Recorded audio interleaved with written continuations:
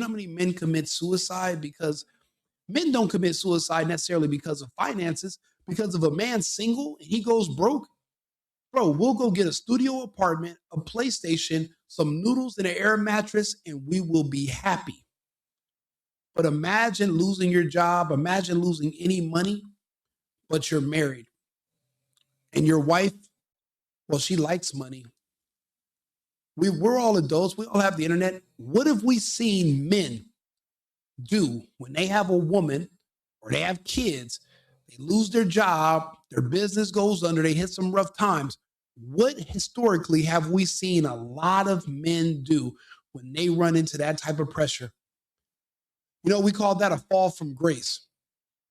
A lot of men don't survive it. A lot of men will take out a life insurance policy and self delete just to save his family from the embarrassment and the shame of going poor or going broke.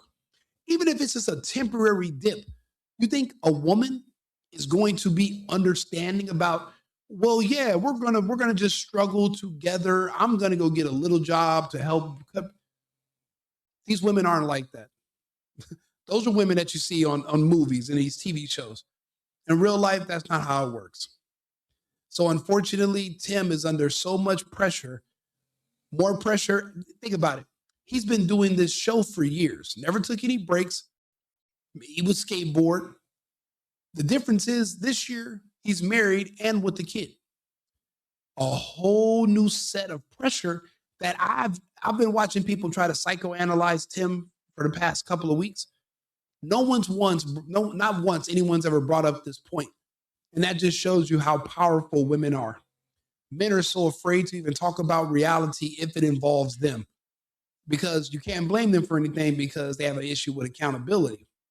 But there are men that work in Wall Street, and if their stock drops, even if they got to wait for it to go back up or they hit hard times, they jump out of those buildings and end their lives because they'd rather go to heaven than to go home and face their wives.